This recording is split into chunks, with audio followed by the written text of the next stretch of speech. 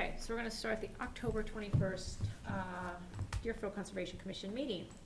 And as usual, we're gonna start with our guest, so that you're welcome to stay all evening if you want, but we put guests first so that you're not compelled to stay if you choose not to. So, can you remind me how you say your last name? Amaral. So does everyone know Katrina? Oh, there's Wes. Hi, Katrina. Eric Berglund. There he is. And Brian. Down from the mountains. You know Katrina? I do. Okay. Hi. And do you know Wes? Oh, And Katrina is with Bear Paw. Bear Paw? Oh, cool. And she's gonna, Welcome. I believe, give us an update. Yeah, and just chat with you about everything that's going on. And again, you're welcome to sit closer if you'd like, but if you feel more comfortable there, that's fine too, whatever you prefer. So I've been working with LCHIP and our attorneys regarding the Pendleton conservation easement and all of that. So I think I sent you a copy.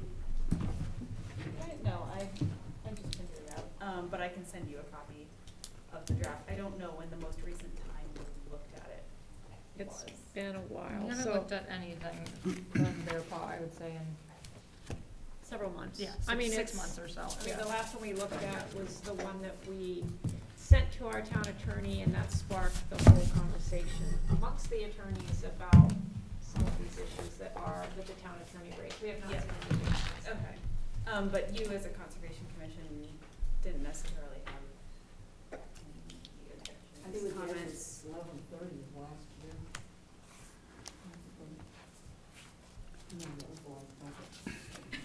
I don't know that we had objections, I just think that there were some legal issues that I honestly don't fully understand, that, Our attorneys are Mhm. hashing out those. and is there movement on that, or? Yes. And that one, my biggest question for you is, the most recent survey for that was in the 90s? So the boundaries of the property are probably somewhat hard to follow. Which property is that? The Pendleton Oh, easement, This it's is behind the the town Marston forest. Farm. oh, the town forest itself. Well, that will be, yes. that will be the town Right, forest. right. So the 90 acres. Yeah, I think Al used to do that. Al Yeager was doing it. He just finished it again, Oh. so. You mean monitoring that? Yeah, is that what you're talking about, monitoring? Well, just being able to follow the boundaries, since we have to redo a baseline documentation Mhm. report for everything. So are you asking if we I just wanted to know if you knew. should have it resurveyed, or? I can ask Al. Apparently he's probably the best person to talk to. Yeah, he knows it. If he knows the property and, Yeah. if the lines are clear, then it does not. Well, did he and Will, GPS it last year? Because they were having some problems finding a couple of the boundaries, and I think they dealt with that. I can ask Will, I don't remember that. I've got his report, I'll just see if he Saturday. So he was saying,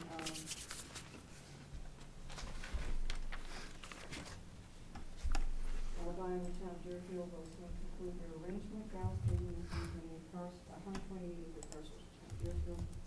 Remaining population is not until the New Hampshire Ethics program, under the local program and continue to monitor the lake. Nothing new since Chimbring was completed 2 years ago. Will Bryan Alligator walked the entire boundary and made several trips to the interior sections. This is Alligator's last annual monitoring. Will Bryan did it with Al last year, and this, and this, and we'll take it over for the foreseeable future. Okay, so I think that Al is the person to talk to. Yep. Since Bear Paw hasn't been invested in that property up until this point, I never see those reports, but I should have assumed Al would know what was going on there. But yeah, I mean, as soon as I'm working on the easement with LCHIP, I can send you the most recent copy so that you guys can look it over, just to make sure you're comfortable with the actual purposes and reserved rights and all of that within the actual easement. So you don't think that the easement document will change, in terms of the conversations that the attorneys are having? Oh, it's changing, I mean, it changes every time. Okay, so you'll, L-chip then. once they're done Yeah. with their discussion, I see, okay.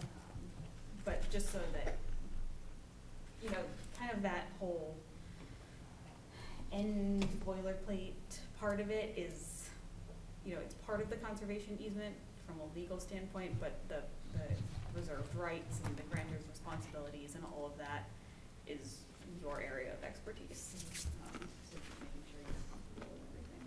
Yeah, so whenever it's ready for one final look through, we'll certainly do that. I'll do that for you. Do you have any idea what their timeframe is for getting that all resolved, or? There's been a lot of good stuff going on. Yeah, I'm not asking about that from a Bear Paw perspective, it just seems like it's been a lot of back and forth with the attorneys, so Okay, yeah. I didn't know if that was continuing or.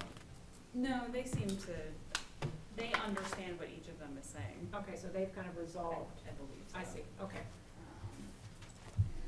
And then, yeah, I think that they sign reports and I've been in contact with LCHIP on meeting before and it's getting there. Yeah, I mean, in that case, yeah, whenever Yeah. you're ready, yeah. I mean, And I really don't have much for the Barton updates. I've chatted with him occasionally, but he's still looking for estimates for how much he would get from all logging. Yeah, it seems like he's been working at that for a while, so. I don't think anyone's actually given him an estimate yet, or he hasn't gotten anyone else out there, so, So he's clearly, he's not in a rush. he doesn't, We're not really interested. I can't tell Yeah. which it is. It seems like he's looking to recover money on the parcel, and folks have told him that it's a really good timber lot. But he doesn't have like a hard figure to put on that. No, Right. and it's a good timber lot. I'm not sure it's spectacular.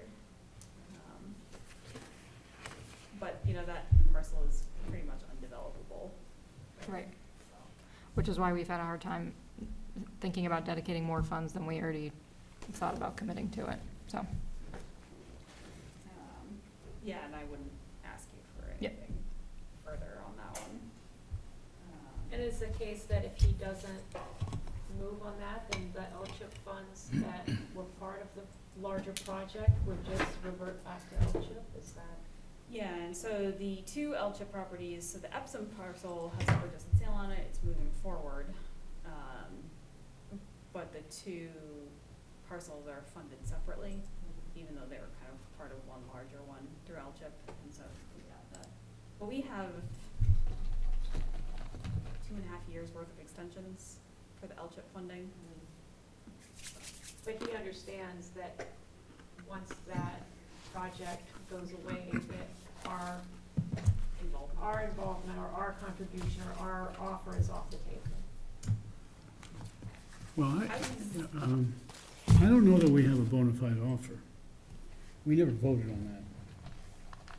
Regardless, we did We- take we something, had- we did take something talked about to it, but him. I would, But I if think we it's get to important that- for him to understand, regardless of whether we agreed with it, he needs to understand that this doesn't last forever, right? yeah, Like, I mean, think we should probably put a date on it and say, that's it, if we really are serious about doing it. Well, I think the date is when the LCHIP project runs out.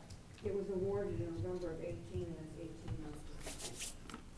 So Like, you have I- 6 months from the 18th of this November. But she's got an Mhm. extension on that. Oh, you've gotten it. You can get, You I oh, think, you an have- you never additional. got it yet, but you Yeah. would. Well, it'll be- Yeah, and I wasn't part of that conversation originally about what you were willing to offer. You know, I've got the Bear Pond notes, which are more or less complete. I can send you a copy, I have a history, and actually I could probably just hand it to you tonight, or I can send it to you electronically, but there's clips from the minutes that has the basic things that, Conversation. all the conversations that were had between the commission and Bear Paw and, the various dollar amounts that we throw around. That would be lovely. And I sent kind of a synopsis after Dan's Yes, I did. departure. Do you have that? Yeah. Okay. Yeah, Mimi. Yeah, but we haven't had any conversations either, so it's Okay. been, you know, we're kind of a little bit removed. No, I mean, like, even from, like, it was always through Dan, so we know nothing other than, like, ours, everything that's been recorded or is in the minutes, and so. Yeah, and it was just conversations with Dan, and we were never entirely clear on the conversations that had gone on Right. from the Bear Paw end, so. I will try and keep you better updated about how that goes.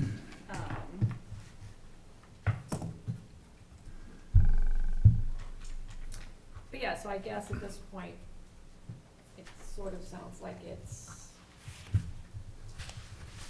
not going anywhere at this point. It doesn't, it's been on like my back burner a little bit. I check in, with Mr. Barton when I discuss the other projects we Mhm. have ongoing with him, just to make sure he, you know, to keep it as part of the discussion.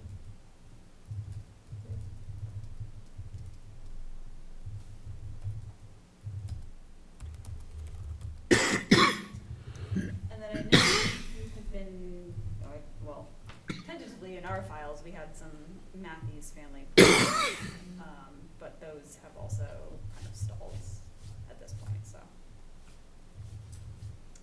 Yeah, and again, that was not, that was a project that Dan brought to us. Okay. And we didn't have any conversation that I know of with that family, and so I don't, I wouldn't even know where to go with that from a Conservation Commission end of things, just because Bear Paw was driving that. And right now, it's kind of on the back burner regardless. I guess a big question for me is, how do you want to be involved going forward as a Conservation Commission? What are the choices? It's an open discussion. I know how everything has been very Bear Paw driven in the past. And I don't know how much information was disseminated to you. Well, I think What that frequency, how, I can tell you I think we're stealing your really nice template of conservation easements to use, because it's much more readable. Yeah, great. Good, I yeah. think that was always the hope, that would be the situation, so we spent a lot of time on that, so.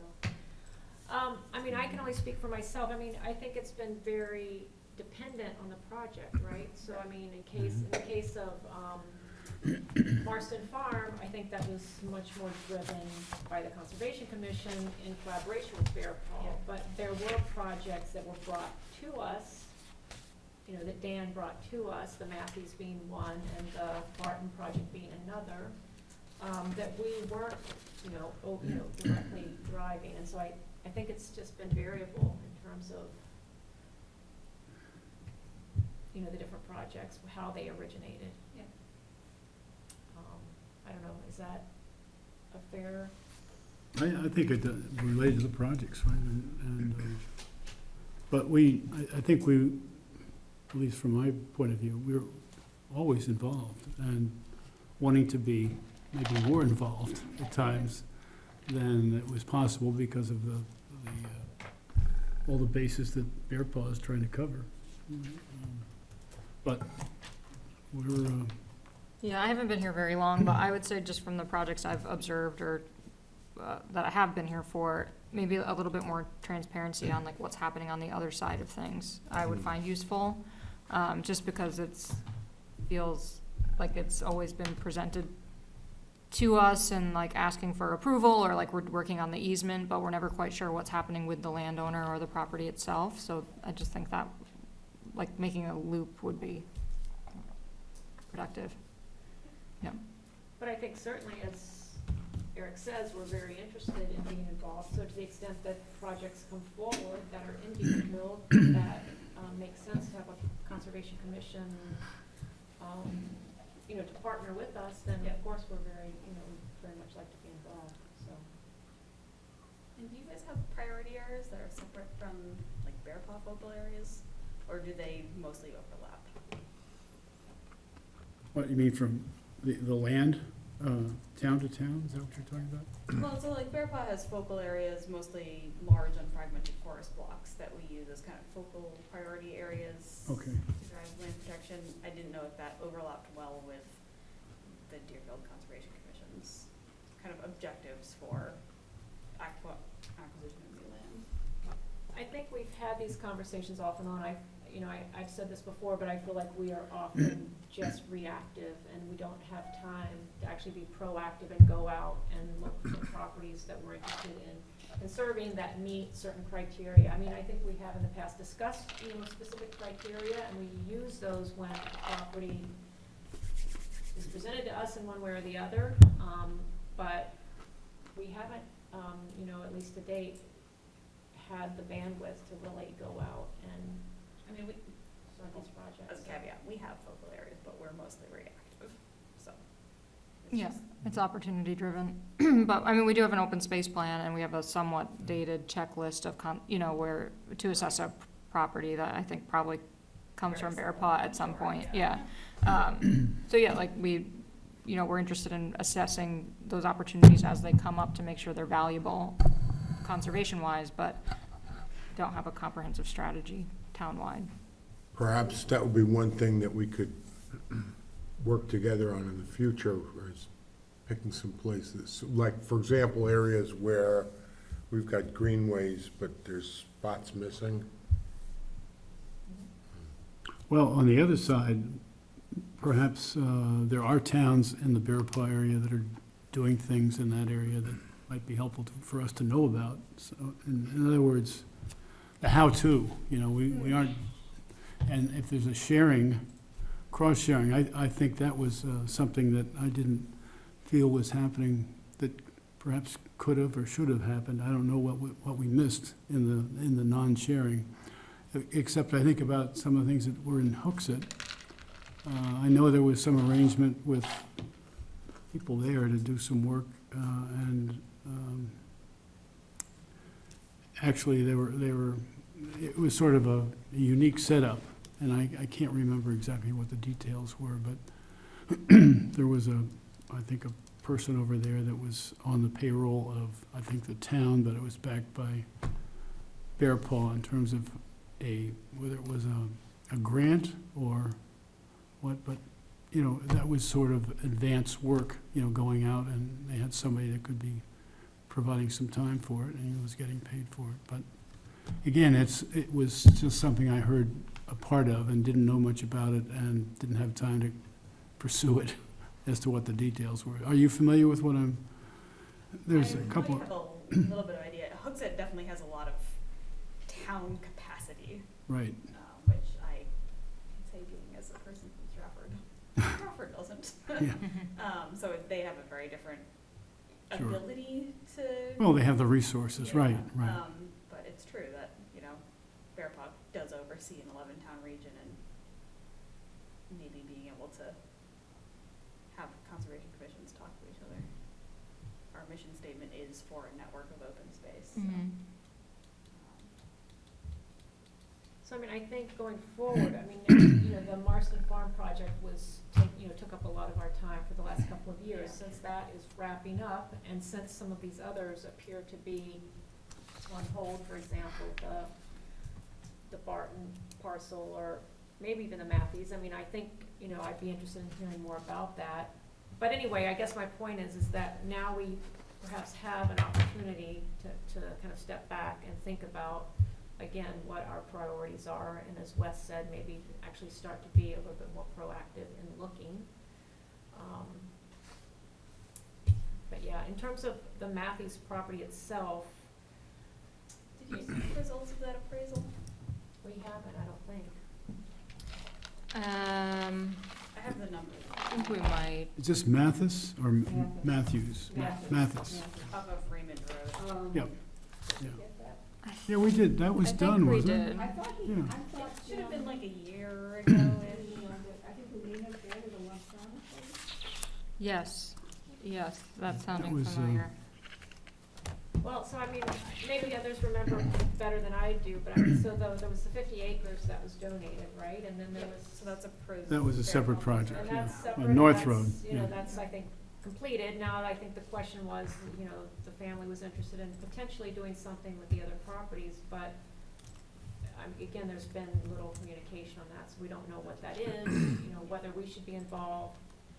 We've had really no communication with the family themselves, so I don't even know what that process might look like. So, I mean, is there you know, it sounds like from a Bear Paw perspective, that is not kind of a high priority in terms of your current caseload, or? It's definitely a priority. They have a lot of land within our focal areas, really high value, but I think the family has some discussions that they need to have kind of within themselves I in see, order so to it's- move forward on things. I see, so it's more on hold from their end. I see. Okay, that's good to know. Do you have a contact there? Do you know Nancy? Yeah, and actually, I've been working with Mark West. Oh, okay, Been very involved in Bear Paw. Sure. And he has mostly been liaisoning with. okay, he knows the players there, right? I know Steve and Chris through, Oh, Stephen, yeah. monitoring, so. He's a neighbor of Mark's, I think, isn't he? Yeah. Yeah, So, Stevens Hill Road, or, yeah. yes, we're in a nice tight-knit family. Yeah. For Bear Paw, but, yeah, this summer, Mark and I were kind of splitting the land protection projects Mhm. that were ongoing. He was taking on ones that were more wetlands focused. in Sure, his it's this, area of expertise, and so he Oh, good. was having to work with the Matthews family. Okay, so I mean, that's good clarification though. So it's really a matter of them talking amongst themselves and figuring out what they wanna do and then coming back with, Yeah, they may have, it sounded like, amongst other things, they may have different priorities rather than the property that had the appraisal done on it. They might be interested in protecting some other land sources.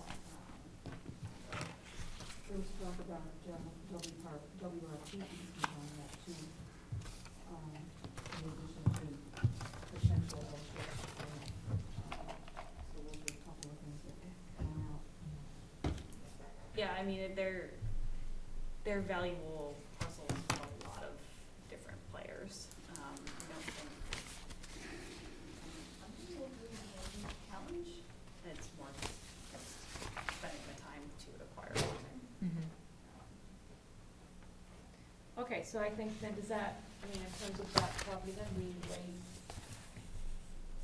to hear from you as to whether that's moving forward or? Yeah, Okay. because that's gonna be driven by the family rather than anything else.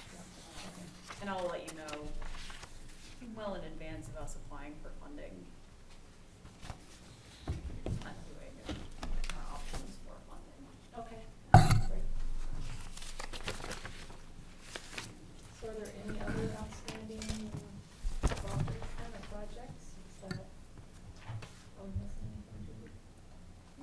Well, those were the three, Marston Farm, Epsom, And the one that you were thinking of. Board of Directors did, the Land Protection Committee and the Board of Directors did approve the management plan for the Marston Farm. Okay, great. The land management, The Land Protection Committee and then subsequently the Board of Directors voted to approve the stewardship plan. Whatever it's being called. Which went through like 2 iterations. And that was reviewed by us, it was reviewed by the Land Protection Committee, and some revisions were made, and then we reviewed it again, so. Yeah, so that's good. and The Marston Farm management plan. the stewardship. Yeah, that the current landowner, Well, soon to be landowner. the soon-to-be landowner, yes, the current landowner of the homestead. Well, I've got something, if we're through, each year we rejoin or renew our subscription to our membership with Bear Paw. So I'd like to get an invoice, if you could send it to us. Is the rate still the same? I believe so. Okay, $100, that's all, yeah. Currently a contractor.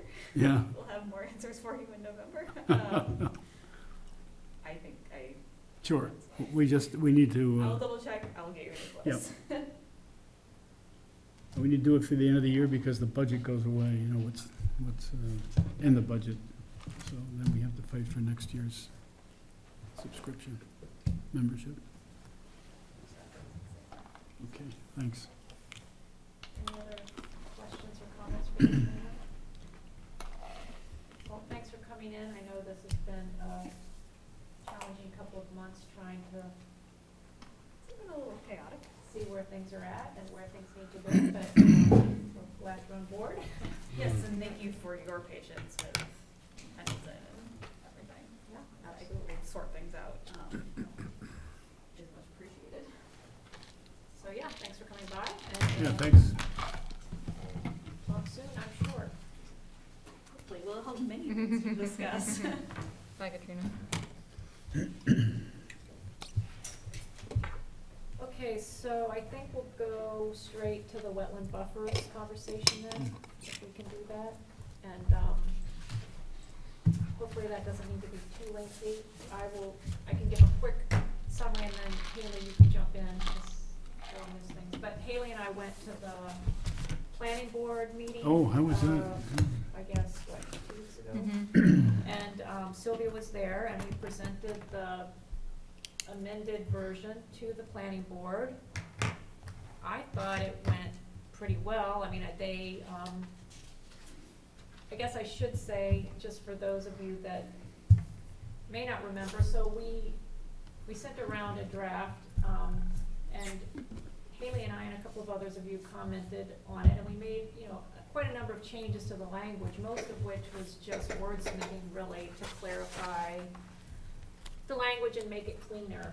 And one of the main things that we did was that we changed the wetland definition. I think this was Haley's suggestion, that we are now using the wetland definition that is used by the state, and it comes from the US Army Corps of Engineers, so it's just the updated, accepted wetland definition. We removed any reference to very poorly drained or poorly drained soils, which I think just added confusion and really isn't necessarily consistent with the new definition.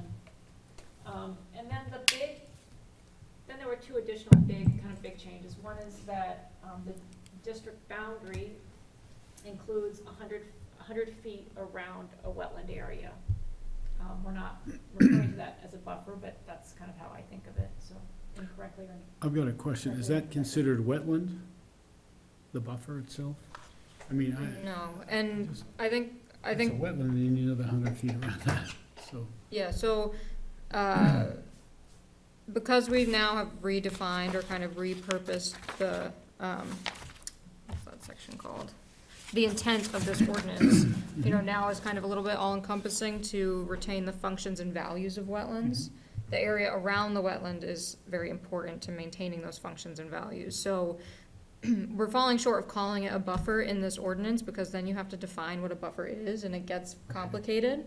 But what we propose to do, as it currently stands, is to expand the wetland overlay district to include those areas defined as wetlands and areas 100 feet beyond that. Okay.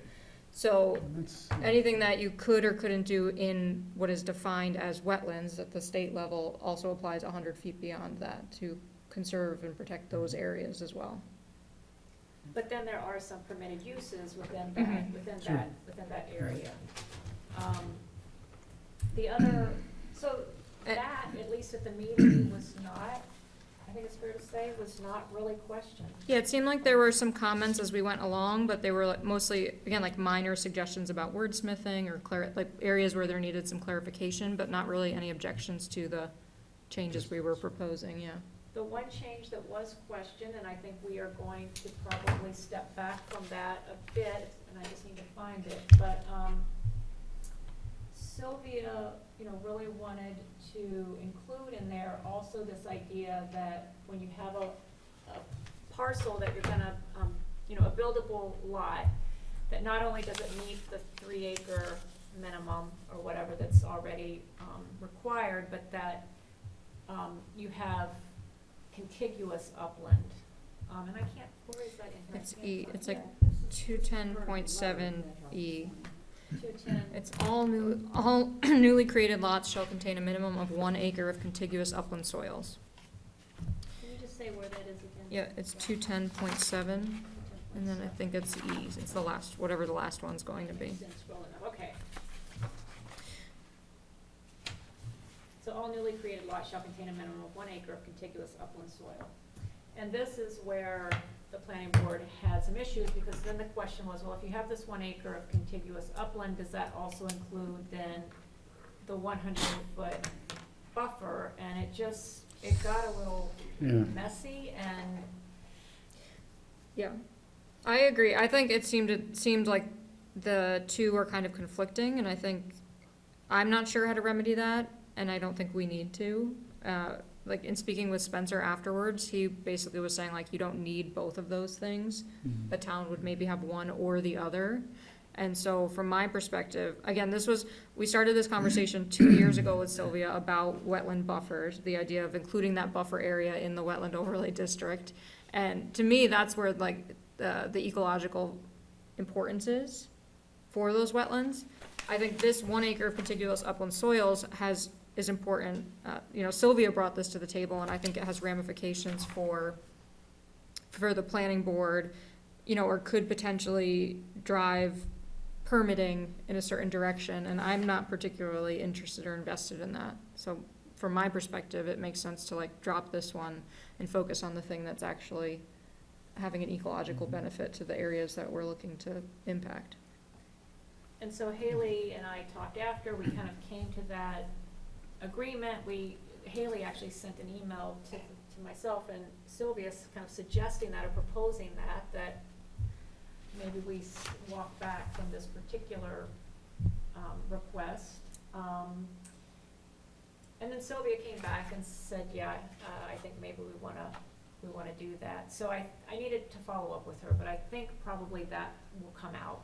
And then we'll be looking at just, the other changes that we've made. Now, is there a version merging all the comments and so on? Yeah, and I can send that out. So Sylvia actually put together a version that merged everything together so that you could see it was track change, so you can see the Yeah, changes. right. And I can send that Hmm. around. Yeah, what'd you do with vernal pools? We left it out. Because, You left again, it out? vernal pools are included in that definition of wetland, so it's not Mhm. necessary to add on there. And the new definition. Yeah. The Well, updated definition, I guess I should say. 210.7 E, and the reference to 210.3A in that. Yeah, I think if that whole thing's gonna come out, it doesn't matter, Judy.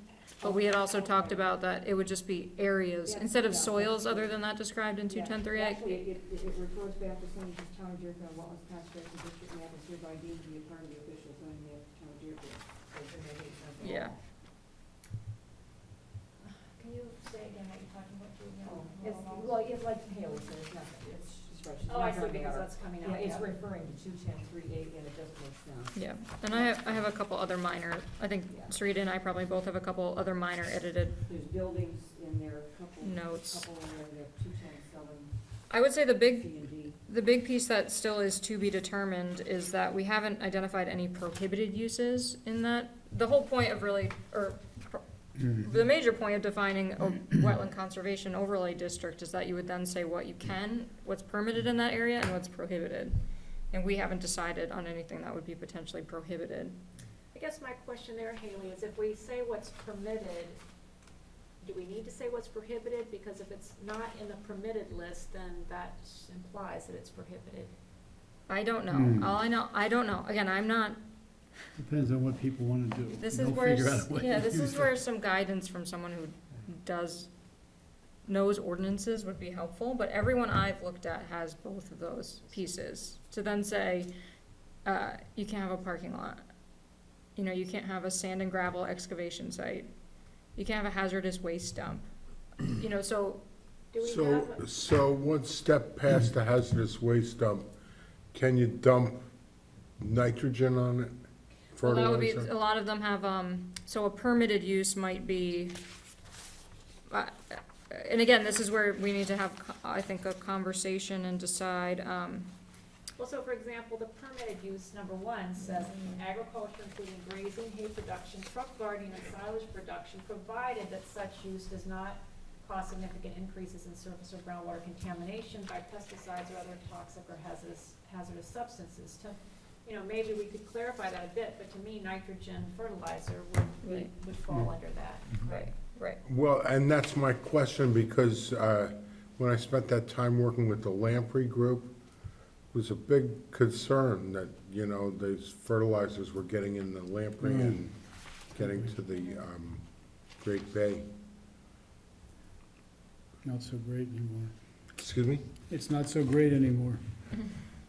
So, Haley, do you have an ordinance from a nearby town that would have a list of prohibited uses that you find useful, that we could yeah. populate this with, rather than starting from scratch? Yes, I'll send out, I just, again, in like making these initial edits, I didn't want to skew the conversation any one way. You know, I don't wanna, because I'm not an expert in this particularly, and so I don't wanna be just putting it on paper and having it be the thing that gets No, but accepted. if there are, I mean, if it is Yeah. standard to have that in there. and Yeah, there I is can some send out a couple boilerplate, examples that we can kind of pick from and see if there's any gaps or things that we need to That would be great. add, yeah. And I can, if you send that, I can, like, put that in there, and then I can send it out to everyone Yeah. for comment. Yeah, the problem with putting a list of don'ts is somebody will come up with something that's not on that list and say, I can do it now. It's not on the list of don'ts.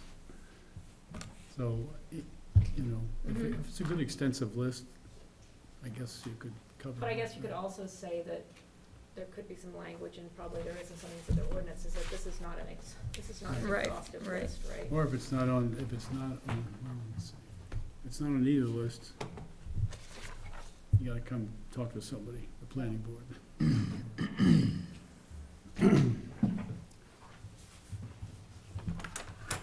Yeah, we'll take a look, but I think that's the last big missing piece, but then I think, and then I don't know, then it's up to Sylvia to let us know what kind of the next step is if, Yeah, so my sense is we're gonna need to make another trip back to the planning board relatively soon, because the clock is Mhm. ticking on getting this on the ballot, so,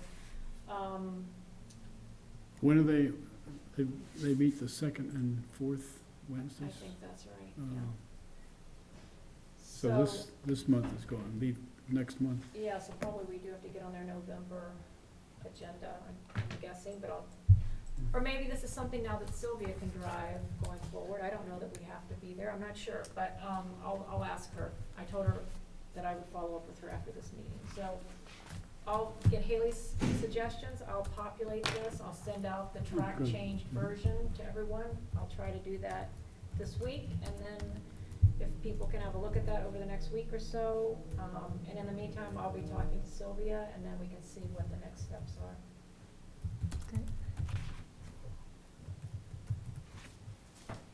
So anything else on that then? no, I would just also say, I mean, I don't know what type of, like background information is useful for them, but if we need to put together, you know, this might be an entirely new idea or so if we, you know, we've been sharing resources around for the last 2 years of like a table of what other towns do and have done in New Hampshire, and there's that buffer options on the bay project, which has really good information about what, you know, that's where that 100-foot recommendation comes from. So if Sylvia thinks it's valuable, you know, I'd be happy to pull a couple of the, not overwhelming amount, but a couple things to prove to, or provide to them to say, you know, it's not just us pulling this out of thin air. Yeah, That's a good idea, I think. my thought is, I think it's a good idea, my thought is, having talked with Kate recently about this, is that we might need to actually make a presentation. Yeah, that's fine. And so we could, Yeah. you know, we could do that. Mm-hmm. You say there's no obvious opposition from the planning board, or? Well, Or I any- could be wrong, I mean, I think there was so much focus on that contiguous upland piece, Mhm. that the rest Oh, just, I mean, it was discussed, but there wasn't, Yeah. you know, the focus was really on that piece. Yeah, I mean, the concern is anytime you're expanding an area that's going to change what's permitted and what's prohibited, that you're limiting the ability of what people can do on their properties. But that only came up in the context of like how those two pieces related to each other. Mhm, mhm. The 100 feet plus that 1 acre of contiguous uplands. They did not have that objection until we got to that 1 acre of contiguous upland. And so I guess we can just hope that Yeah. that's, you know, if we pull that out, that then it is palatable. You know, Yeah, the rest of right. it. I mean, there's already building setbacks, so I think they're comfortable, you know, like Yeah, right, right. that's already the case, so it's really just adding to the list of destructive activities within that 75 to 100 foot area.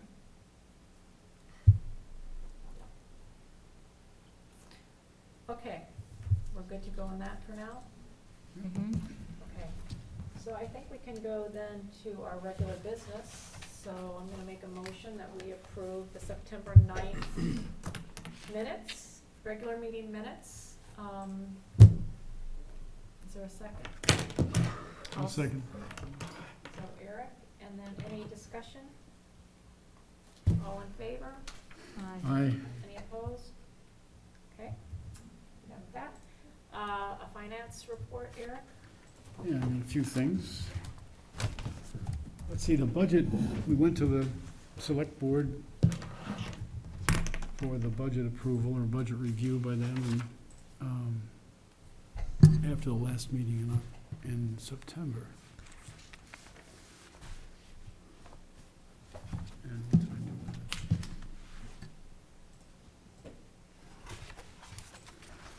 it? So, in going over the budget and looking also, we have the budget, we have the conservation fund, and we have the operating budget. They're two separate financial pieces. And it looks like, and it is actually, that the two bills came in from the lawyer that were related to projects, and they were just picked up by the town office and paid out of the town operating budget. So if you remember, we had a discussion, gee, legal is way up. And so, actually, I think we talked about this, Sarita, and I suggested we need to take that out of the conservation Yeah. fund, and we're not gonna boost the operating budget for that, for Yeah. next year. So we took that out, and we're essentially, well, I think it's $3,051, and that's, well, it's pretty close to what we proposed last year. Maybe it's exactly there. But we went back to the budget was not approved for the town last year, so it falls back to the default, the default budget, which is set up with the select board and the NBC. So we'll be shooting for this revised budget. So just over $3,000. So, Is the 3,051 is the total budget, right? And Yes. Now you're going to back off on the legal again, because you had added 500? well, we had, I can't remember what we originally had. I don't have that. Yeah, I here. think we added 500. We added, I'm sorry, yeah, we did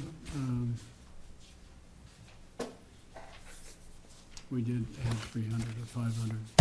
If you want that answer, I'll check it out when I get home. No, yeah, don't worry about Okay. that.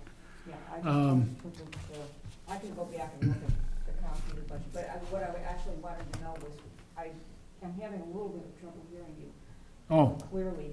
well, I will try and, Did you say that because the two bills from the attorney are going to be paid from the conservation fund, that you can back off on increasing the requested additional money for legal? right. Okay, so We back to- spent over, I have the two bill amounts here, and I'm gonna ask for a vote when we get to that, because I need your approval to make that change, moving money from the conservation fund to the town.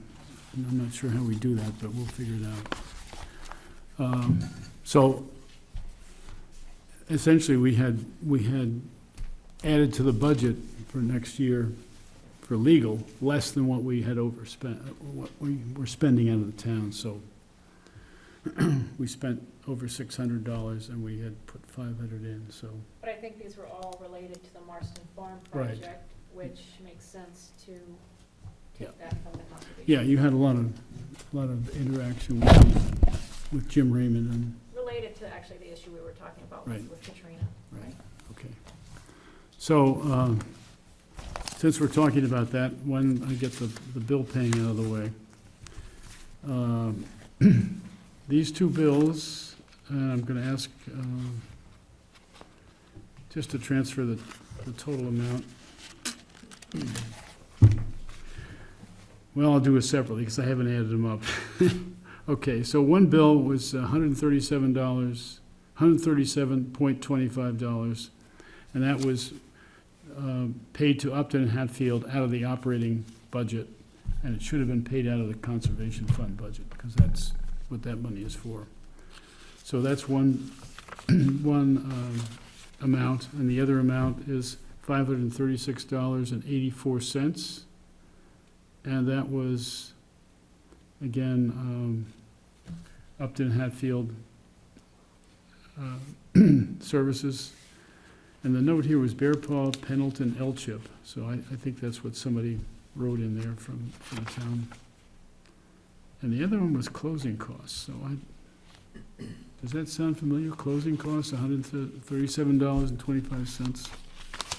Yeah, probably for the Marston Farm. Yeah, okay, it's all, that's right, it's all Upton and Hatfield, so those are just notes. So those two amounts, I'm asking for your vote on the total, which I don't have, but I will get one right now. Second? All in favor? Aye. Any opposed? Okay, let me do this quick.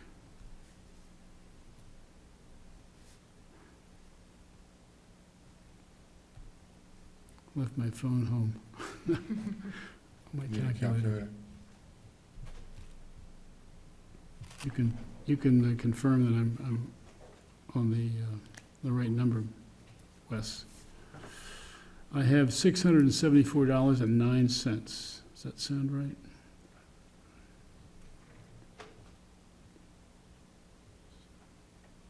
$674.09. Anybody check me on that? No? Okay. I just added them in my head here, Oh. so same thing, so. She had the same thing with her Oh, mental calculator. okay. Very good one. Photographic mind, good. Okay, there's another bill, you heard me ask Katrina for a bill for Bear Paw, and we have three organizations that we belong to: Bear Paw, Lamprey River Watershed, and New Hampshire Association of Conservation Commissions. So that's the bill, Conservation Commissions, I want to ask for your approval to pay. This is $325. I believe it's the same as last year. So, membership dues. Seconded? All in favor? Aye. Aye. Aye, okay, got that. Okay.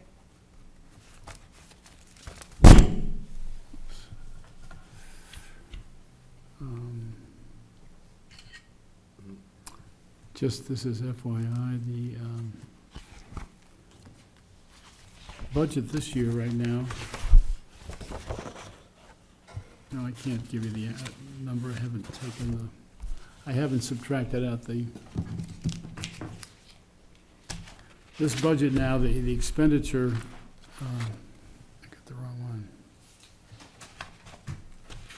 Well, anyway, we have not exceeded our budget, and it will be the remaining amount of money, and it will be higher because we're gonna take that $600 and so on dollars out. Or we're gonna pay it to them. Conservation Fund. These are unofficial numbers. I don't have a report from the treasurer for August and September. I think maybe we had August last month, last time, Judy, but I'll pass along. You had the July. August is already, July and August, Yeah.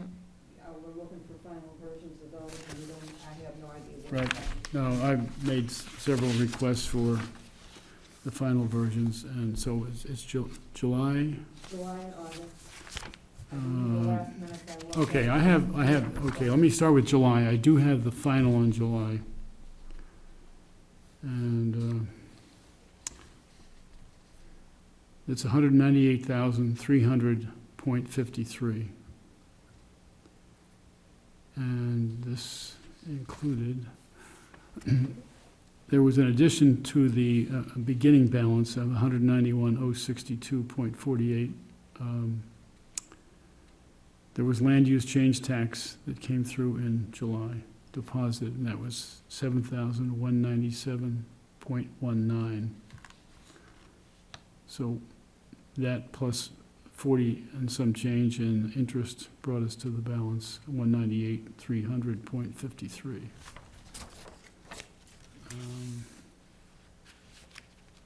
Do you have a copy of that? I don't. Would you pass it down, please? Thank you. So August, we may have done August in an unofficial version in September. Do you have those numbers, Judy, or? Oh, the unofficial ones? August, yeah, well, it's the same, it's from the bank statement. Problem is, I can't find my September minutes. Nope. I thought I had them here. Okay. Well, What do you need to know, Judy? I have them open. Okay, Eric's looking for the finance section in there? Yep. And what you had, which month are you looking for, Eric?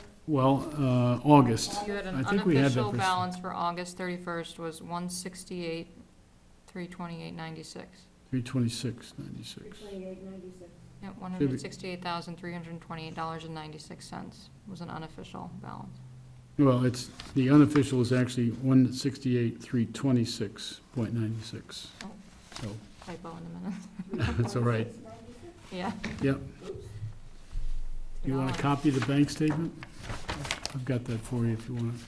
I'll send it on. Pass that down. Okay. And then we can do the same thing for September. Okay, I do have that. You do have August? Mhm. Okay, well, I have, yes, the August bank statements. okay, well, I have two. I don't need it. Get a second copy.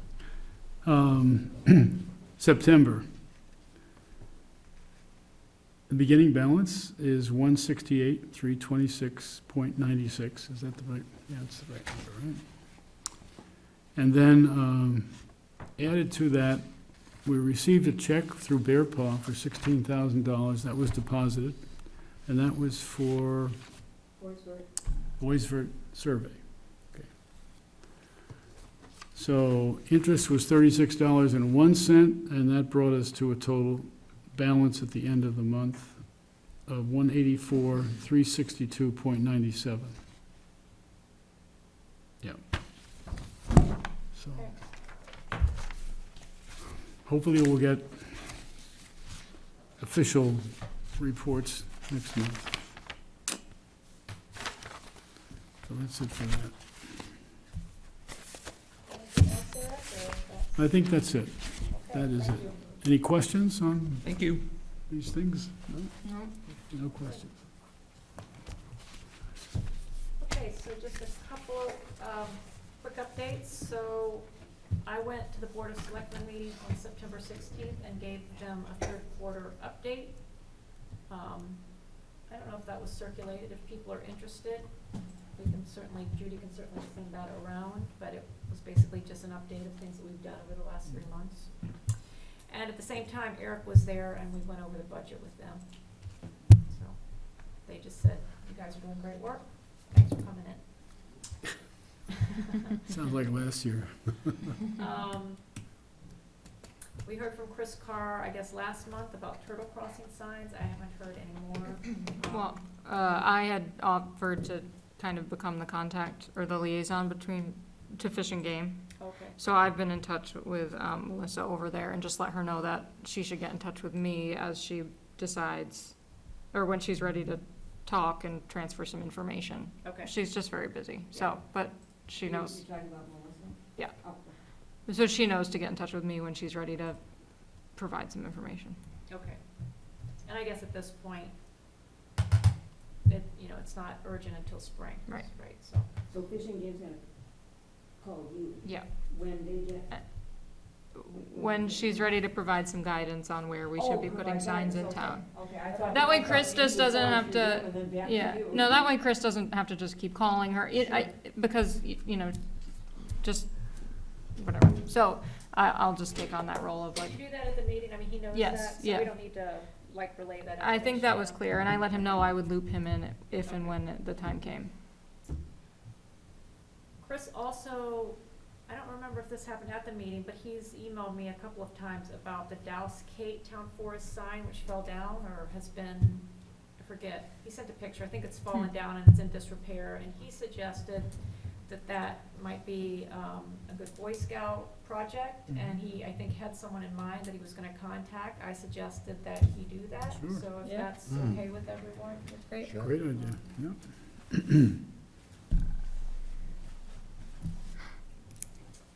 I guess there was a question that we had about that, and that is, do we care, like, do we have a template for a sign? And I guess we've had some made in the past for other town forests, and we had those made, through the state prison, right?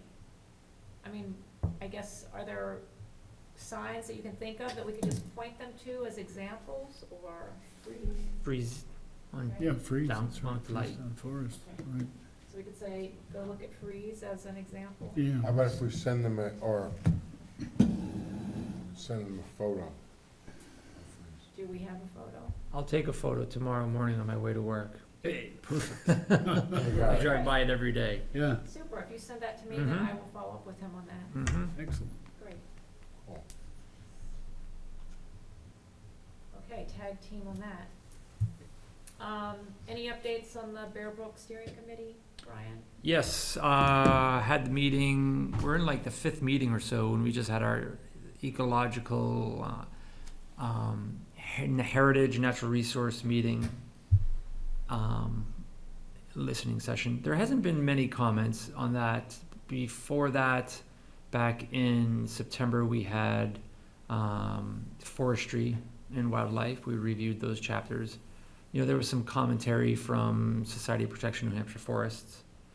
But there's sort of like a pent-up demand on the recreational chapter, which will be coming. So I think that's where a lot of the comments will come from. Because generally speaking, Bear Brook is facing a lot of pressure from those pesky mountain bikers Yeah. and equestrian riders.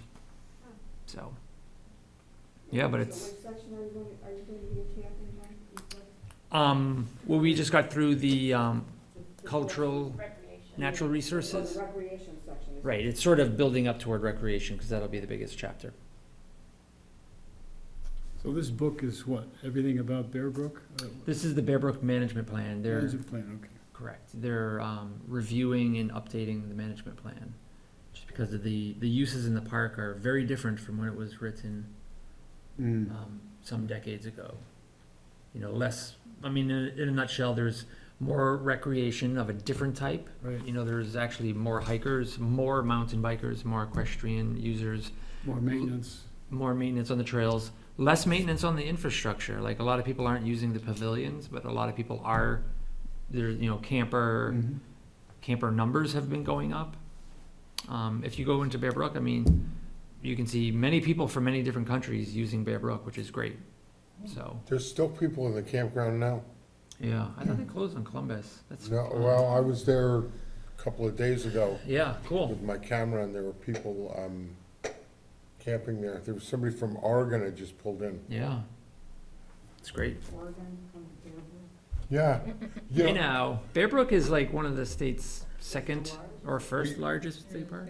This is Huge totally off the resource. subject, but I was up at the gallery the other day, and somebody asked me where I took a photo. I said in Bear Brook, and this woman whipped around. She was from Chicago, and she'd heard the Bear Brook podcast on NPR, and and she was sure it was a real sinister place, you know? I'm trying to say, no, it's actually a very nice place. It's just that sort of oddball thing happened there. That probably has garnered a lot of attention, Hmm. actually. What oddball, never mind. I'll talk later. You have to Yeah, you listen to the listen to Judy. Bear Brook podcast, it's super interesting. Oh, we'll do that. On monitoring, I actually just heard from Will over dinner tonight that he is, working with Frank and Al to do the monitoring this fall on the Great Brook, and also he's been in contact with Paula Dushano, and she's gonna be going out with him on the Curry property. Oh, great. hallelujah. That's great. Finally Leave it get to that Will, yeah, done. just. And I was like, that's gonna happen before it starts snowing, right? He's like, I have all of November, so, anyway, I'll update you on So that. Will contacted her and he's going to do it with her? With her, yep. With her, okay. And then, I just sent Al's reports over to, yeah, from last year, right? Hollenbeck, but he did them in November, and I wrote her, I copied you on the email. And I said, I mean, they were late November, and I just kind of, rather than her seeing it and questioning it, I said, we're presenting them as 2019, he finished the last one, just a couple weeks ago, so we've done that before. All right, good enough. If you're looking at the agenda, or even if you're not, there are a couple of forest re-notifications. There's a forest re-notification, a wetlands permit by notification, and a DES permit that's been issued. I'm not gonna go through those because they're notifications or they've been issued. The only one I have a question on, Judy, is the shoreland permit application. Oh, the after the fact? Yeah, it says after Yeah. the fact, they request to retain 11,871 square feet of protected shoreland impacts associated with the construction of a common. 8,000, did you say? 11,000. 11,000. And this is after the fact, I mean, what's the Yeah. point? They So I gave, don't- they gave specific. Well, there's some money that's gonna come from Specific criteria, and in other words, yeah, you may have done this, however, if they've got some good language in there that, kind of CYA relative to that.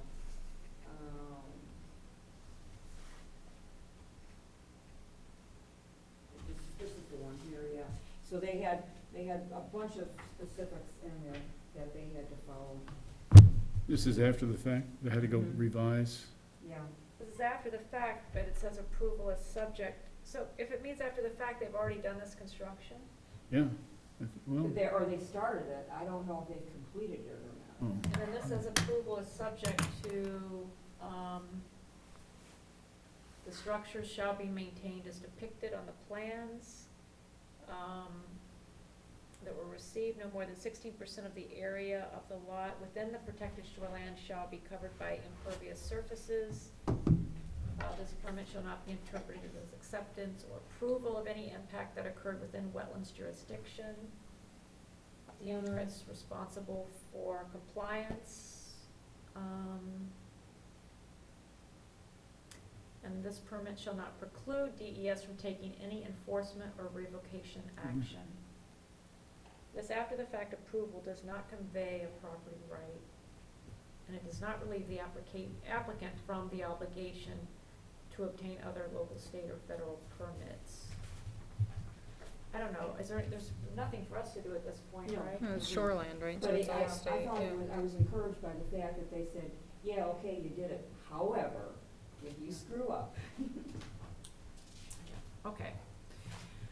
So then, I think unless people have other things, that's all we have on our regular agenda tonight. There are a couple of, Judy has put some correspondence out here that people can partake of if you would like to before you leave. Brian, you might be interested in the Trails for People and Wildlife. Mm-hmm. Which Haley Haley apparently is one of edited. the editors Yeah. of, so. Brad's. Is that just out? Yeah, it's been out for like, well, yeah. July. This is the big launch, is that you all got mailed a copy. Okay. But there's additional copies. Yeah, Oh, great. And it's also online presumably Yes, yep. somewhere. what's the name of it? Trails for People and Wildlife. Oh, wonderful, Guide okay. for planning trails that allow people to enjoy nature and wildlife nearby. That's great.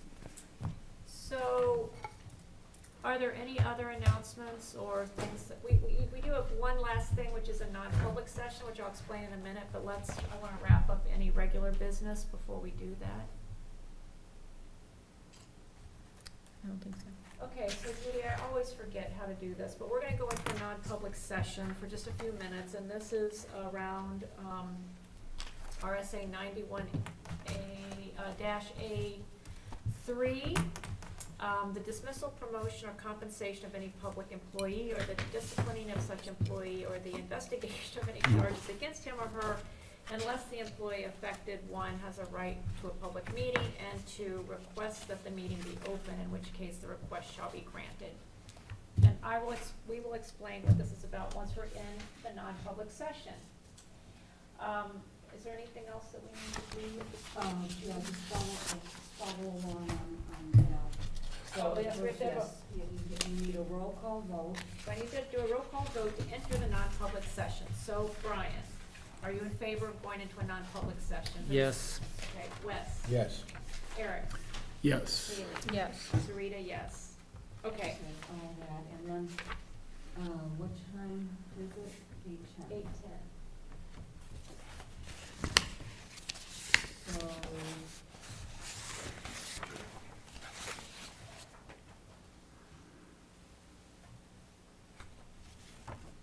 you'll have to do a motion to leave non-public session and return to public session Once we're done. once you're done, Okay. and whether it passes, and that has to be by roll call, everything's roll call vote. Okay. And then reconvene the meeting, so. Okay. I think there's something else. Yeah, so The minutes have to be to be sealed. sealed, Yeah. voted And you can before vote on leaving. that. before you can vote on- close. You can vote on that. I had you guys doing it like before and after, because, LGC said it was ambiguous. But, I have since looked at the minutes for the non-public sessions for the BOS. Yeah. And they, vote by roll call vote to seal the minutes in the regular meeting. Oh, they come out, close the, They close the non-public. right, and then vote. And then they vote to seal the Oh, minutes. that makes sense, because you let people. And usually, if nothing, no decisions, no final decisions have been made, then the chair usually announces that no final decisions were made in the meeting. Okay. I don't know what would happen if we did. But so we can now turn this off and go into non-public? You can, Or you can? Because I don't know how. yeah. Let's see.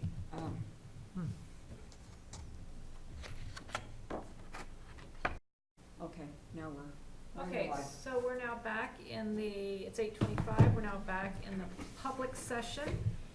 And we're going to, I'm making a motion that we're gonna seal the minutes for the non-public session. Is there a second on that? Second. We're sealing these because it could have it could affect adversely the reputation of any person other than a member of this board. And I need a roll call vote to seal the minutes, so Brian, Yes. Wes, Yeah, I guess so, yes. Yes, Eric. Eric, yes. Haley, and myself, yes. So the motion passed. And now, I think unless did you say you had one more thing? Just No. that, no. Yeah, so unless there's anything else, we're actually now going to, 8:20. Oh, okay. so unless there's anything else, we're gonna actually also end this meeting, the public session as well, and go home. I'll second. Does That's anyone our plan. Haley has something. No, I'll second that. Oh. Your motion. Okay. And I think we're all in favor, so Aye. Aye. we're Aye. done. All right,